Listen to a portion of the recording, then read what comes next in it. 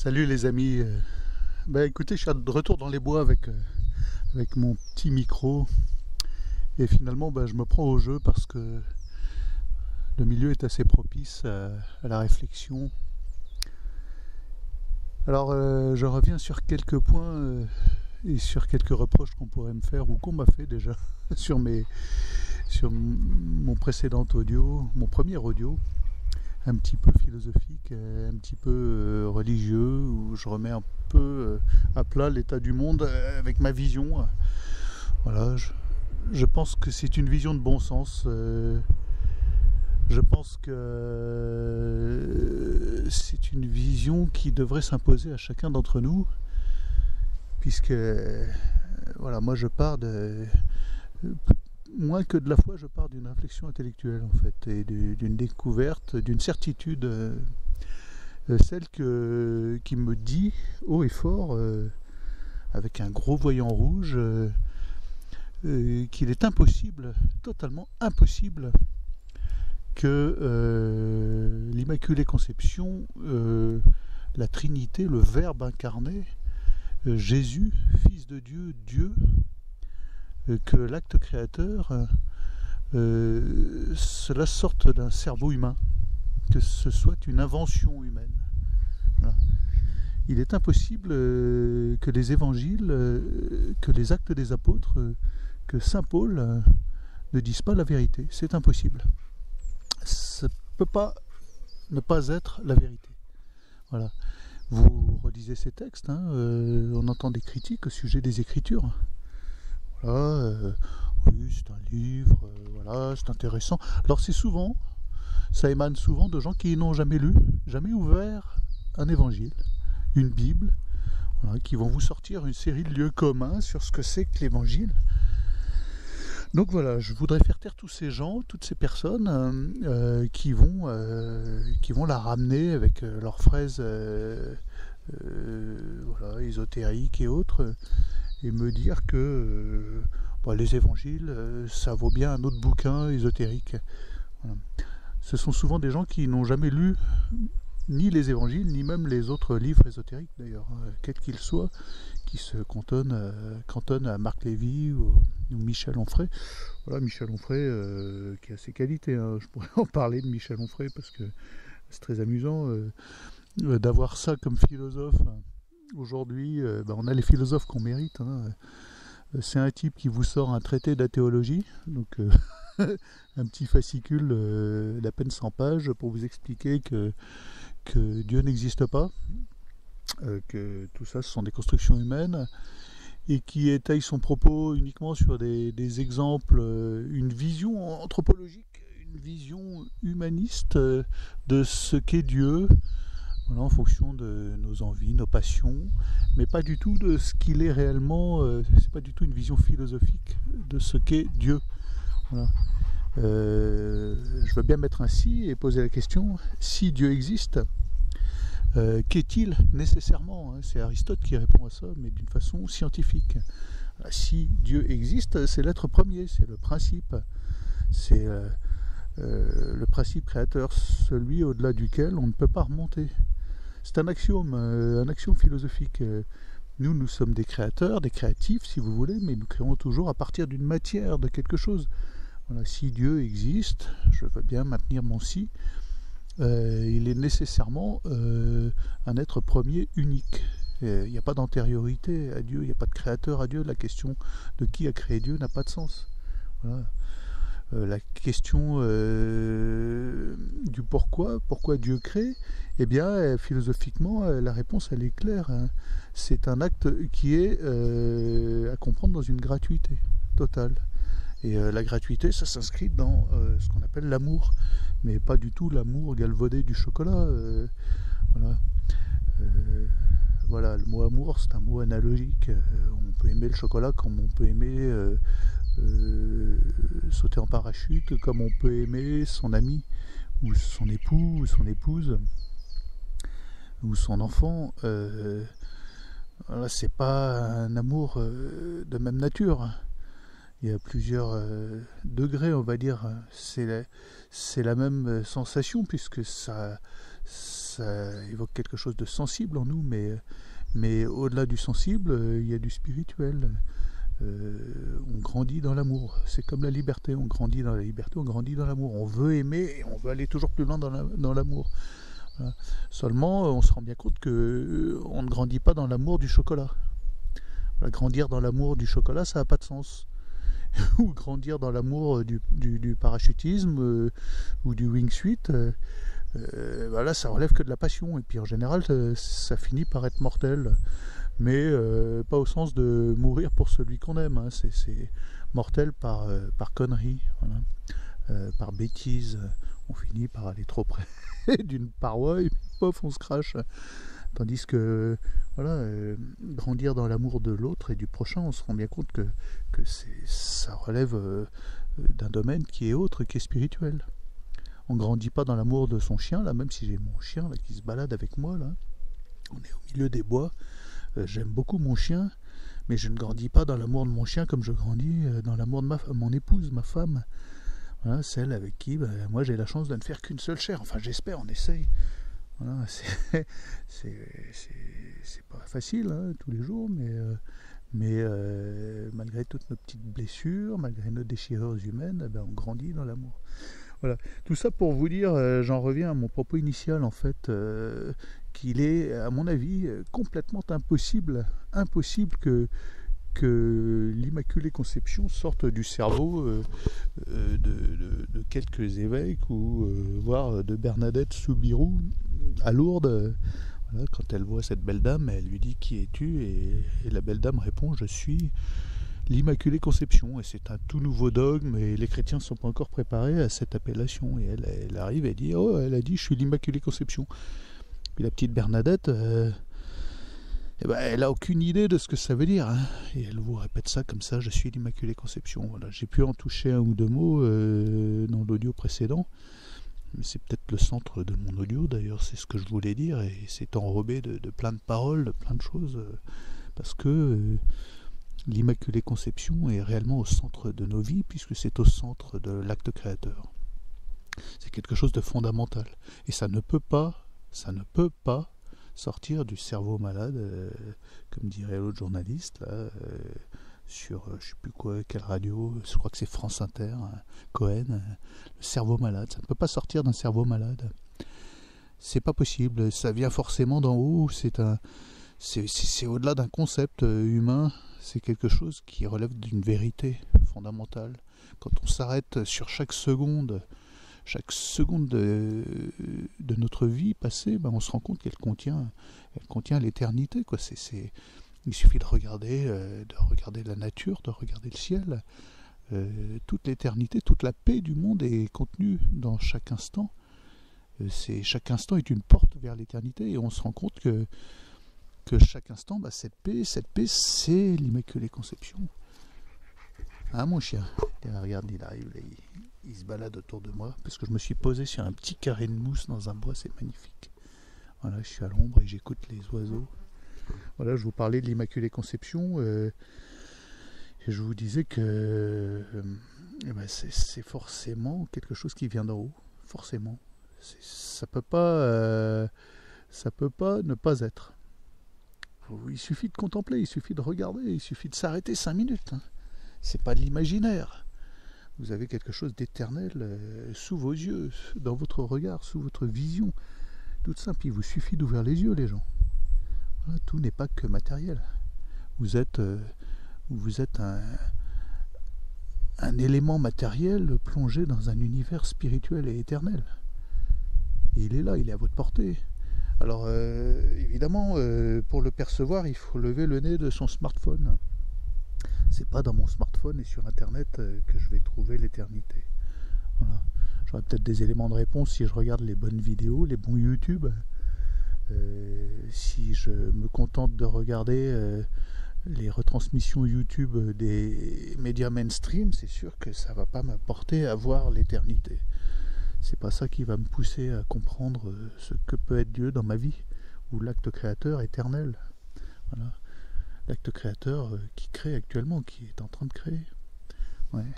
Là, je vais revenir sur cet acte créateur il est nécessaire et fondamental. Il est exclu de l'exclure de ce qu'on est, si vous voyez ce que je veux dire. On ne peut pas se couper de l'acte créateur. C'est notre source actuelle, c'est ce qui nous actualise là en tant qu'être et en tant que vivant. C'est dans la seconde, c'est dans l'instant, c'est cet acte-là qui nous porte, qui nous conduit, qui donne un sens. Alors le sens, c'est au-delà d'une direction, c'est un état. On est des êtres avec un sens. Nous sommes des êtres mus. On va vers quelque chose qui est plus grand, qui nous dépasse. C'est pas seulement une direction de l'histoire, le sens. C'est pas forcément, voilà, on a eu une guerre en 1870, et puis une autre en 14, et puis une autre en 39, et puis là, catastrophe, on va vers la Troisième Guerre mondiale parce que les choses s'aggravent, parce que... non. Si on est mu par le sens de l'éternité, tout ça, c'est secondaire. Ça devient, ma foi, complètement secondaire. Voilà, il peut très bien y avoir une Troisième Guerre mondiale, mais comme la paix et l'éternité et l'Immaculée Conception est dans l'instant, qu'est-ce que vous voulez qu'on en ait à faire? Nous, les humains, nous sommes inscrits dans une éternité. Alors c'est sûr qu'on est engoncé dans un poids matériel qui est parfois lourd et pesant, dans un poids relationnel, hein. C'est Sartre qui disait l'enfer c'est l'autre. Bon, et tous ces idéologues, ils avaient peut-être un petit peu raison. Voilà. Marx, il avait raison en dénonçant le poids du travail pour le travailleur, la praxis et la condition du travailleur. Tout le monde avait un peu raison dans ces histoires-là, mais ils oublient que toute cette matérialité, elle est inféodée, elle est inscrite dans une éternité, dans quelque chose qui a un sens d'éternité. Voilà. L'éternité, c'est à la fois figé parce que c'est dans l'instant, et puis c'est dans chaque seconde, et c'est à la fois un mouvement fabuleux, perpétuel, qui nous meut, qui nous permet d'envisager autre chose que notre vie matérielle dans l'instant, qui nous extirpe de notre poids matériel. C'est difficile, c'est peut-être un concept nouveau pour beaucoup de matérialistes qui ont le nez dans le guidon, qui doivent casser des cailloux, je ne sais pas. Moi aussi j'y vais, je suis allé casser des cailloux au sens propre. J'étais à l'usine il y a 3 semaines avec un ami, on est allé nettoyer une usine pendant une semaine. Pendant les vacances, on est allé nettoyer des machines industrielles. De temps en temps, ça vous remet le nez dans le réel et dans le concret. Ça vous évite de croire que vos grands élans spirituels, ils ne sont pas inscrits dans le matériel dans lequel vous vivez et vous êtes immergés. Voilà. Donc je voulais vous dire ça, surtout très important. Moi, je pense pas en fait. Non. Parce qu'on pourrait me faire ce reproche d'être intersidéral, cosmique, de vous balancer des choses qui ne proviennent pas du concret et de certitude. L'autre jour, je vous disais, je ne veux pas croire, je veux être sûr, mais là, je suis sûr. Je suis certain. Je suis absolument certain que le Christ, Jésus-Christ, c'est le Verbe incarné. Comme dit Saint Jean, au commencement était le Verbe, et le Verbe était Dieu. Mais cette parole-là, elle ne peut pas provenir d'un cerveau humain, c'est pas possible. C'est une vérité d'éternité. C'est une certitude intellectuelle, vous voyez, au-delà de la foi. Voilà, évidemment, moi je pense que ma foi, elle est plus intellectuelle que venant d'en haut, foi du charbonnier. C'est une foi de certitude absolue. Ouais. Je vais vous donner un petit exemple, et puis je terminerai ce petit audio comme ça. L'année dernière, donc avant de partir en bateau à voile avec mon fils, avant de nous élancer sur les océans et de passer le pont de Plougastel et de franchir le Goulet voilà, avec mon gamin sur notre tout petit bateau, eh bien je me suis senti pas très bien. J'étais chez mes parents en vacances à Brest en Bretagne. Et puis, je me sens pas bien, et de moins en moins bien. Ça m'était jamais arrivé. Alors, on disait, ouais, c'est une gastro. Puis je vais chez le Toubib et je me retrouve séance tenante à l'hôpital. Et ça dure. Et j'allais pas bien, quoi. Et bon, on découvre un truc bizarre. Enfin, ça à l'époque, ouais. Donc j'ai fait pour la première fois de ma vie 6 jours d'hôpital. Et puis le grand chirurgien, il arrive, il me dit bah, vous partez en bateau à voile. Tout ça, ça vient de la vésicule. Il va falloir enlever la vésicule. Bon, alors j'ai un peu réfléchi parce que je suis pas très favorable à l'allopathie puis la médecine en général, quoi. Puis renseignement pris, je me suis dit que c'était quand même plus prudent de se faire enlever la vésicule. Donc peu avant le départ en bateau, je prends rendez-vous un matin tôt pour l'opération et je me retrouve sur la table d'opération. Alors j'étais sorti de l'hôpital depuis 3 semaines, quoi. J'allais assez bien pour faire du 4,70 avec mes neveux dans la rade, quoi, ça allait. Et je me fais anesthésier général pour la première fois de ma vie, ça m'est jamais arrivé. Et donc je me fais réveiller, je sais pas, ça a dû durer une heure après, je me fais secouer par une infirmière. Réveillez-vous, vous êtes intubé. Je ne m'étais même pas aperçu, un, que j'étais intubé, deux, qu'on me retirait le tube. Et puis voilà, je sors comme tout anesthésié général qui vient de passer sur le billard. Je sors du néant, et c'est le cas de le dire. Et je me dis, mais c'est pas possible, il y a une heure de ma vie qui a disparu. Et en fait, j'ai pris peur parce que je me suis dit que voilà, j'étais mort pendant une heure et qu'il n'en restait strictement rien. C'est un trou noir. Et c'est proche du néant comme expérience. C'est très effrayant. Alors, ceux qui ont été opérés, ben, ils vont comprendre ce que je dis. Et je me suis dit, si ça se trouve, c'est ça la mort. Donc il n'y a plus rien, rideau, plus rien du tout. Voilà, ça s'appelle un peu la nuit de la foi. Ça, vous comprenez bien que la foi, elle en prend un coup dans ces moments-là. Et ben c'est là que je me suis aperçu, il y avait quelque chose qui me chiffonnait dans cette angoisse profonde du néant que j'avais ressenti au réveil, en fait, hein, pour avoir vécu cette expérience de néant absolu pendant une heure. Je me suis aperçu que envers et contre tout, en dépit de cette expérience épouvantable, très désagréable, ben, je continuais à me dire qu'il y a quelque chose qui ne tenait pas la route, que c'était pas possible. Et c'est là que j'ai compris que j'étais sûr et certain que les évangiles disaient la vérité. Ils disaient vrai, que les actes des apôtres disaient la vérité, ils disaient vrai. Qu'il était impossible qu'ils ne disent pas la vérité. Voilà, quand Luc dit qu'il y a 500 témoins de la résurrection, voilà, je suis désolé, il y a 500 personnes qui témoignent. Et qu'on ne parle pas d'historicité des évangiles, parce que c'est le livre le plus historique qu'on connaisse. Hein, de la même époque, vous avez la guerre des Gaules, il en reste 3 exemplaires incomplets. D'accord ? Tandis que les évangiles, les actes des apôtres, les épîtres de Paul, il y a une quantité d'écrits incroyables. Et qui sont tous conformes aux écrits initiaux, aux plus anciens, que l'on puisse dater. Donc ça relève du vrai témoignage de gens qui ont vraiment vu. C'est pas un écrit qui a été transformé avec le temps, ça, on en a une preuve absolue. Et rien que ça, ce sont des petits signes. Voilà, je ne vous parlerai pas d'autres écrits pseudo-religieux qui ont été manipulés, transformés et autres. Vous savez de quoi je parle. C'est pas mon propos. Puis moi, j'ai pas du tout envie de me mettre à dos des gens qui croient, même s'ils partagent pas ma foi, parce que voilà, c'est pas à moi de les convertir, c'est au Christ de le faire, c'est à lui de faire le boulot. Donc là, vous savez de qui je parle, de nos amis musulmans par exemple, ou de nos amis juifs d'ailleurs, qui sont pas allés au bout du chemin, au bout de la route. Voilà.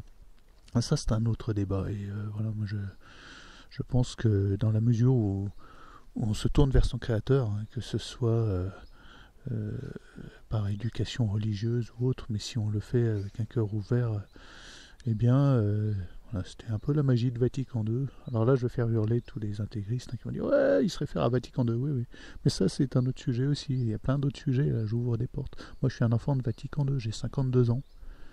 Et j'ai mis du temps à comprendre qu'on ne pouvait pas communier à la main. Mais moi, la première communion, je l'ai faite à la main, dans un carmel en plus. On m'expliquait qu'il fallait mettre la main droite sous la main gauche, ou l'inverse, si on était gaucher ou droitier, et faire une petite courbette, et voilà. Et il m'a fallu des années d'apprentissage ou de réflexion intellectuelle et personnelle pour comprendre qu'on ne pouvait pas aborder l'Eucharistie à la main.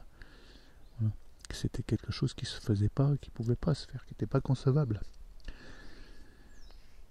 Mais ça, voilà, tout ça sont des portes que j'ouvre encore et encore. Il y en a tant à ouvrir. Là, je vous parlais de la certitude intellectuelle.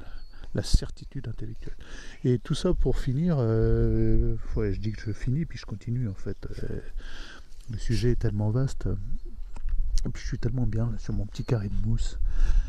Tout ça pour vous dire que cette certitude, elle doit orienter nos vies. Voilà. On ne peut pas ne pas l'avoir si on est honnête. Voilà, tous ceux qui vont contre-argumenter là-dessus, ils vont arriver avec des a priori affectifs ou des éléments affectifs. Voilà, qui vont dire oui, mais je suis désolé, mais non. Et puis ils vont balancer un argument affectif. Je sais pas, j'en prends un au pif. Hein. C'est peut-être pas celui-ci qu'on me balancera dans les commentaires, mais on va me dire ouais, mais les guerres, si Dieu existait, il n'y aurait pas de guerre, il n'y aurait pas de famine, etc., etc. Voilà. Bon.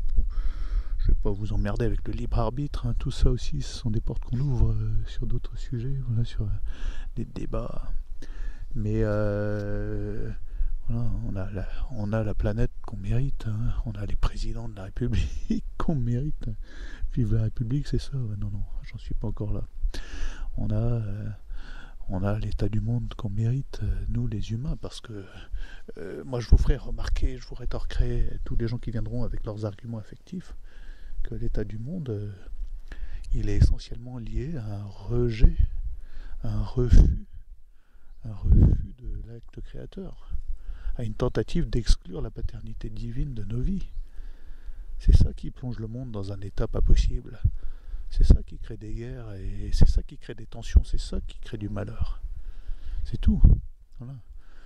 Et voilà, ça nous ferait aborder encore un autre sujet, celui de la providence.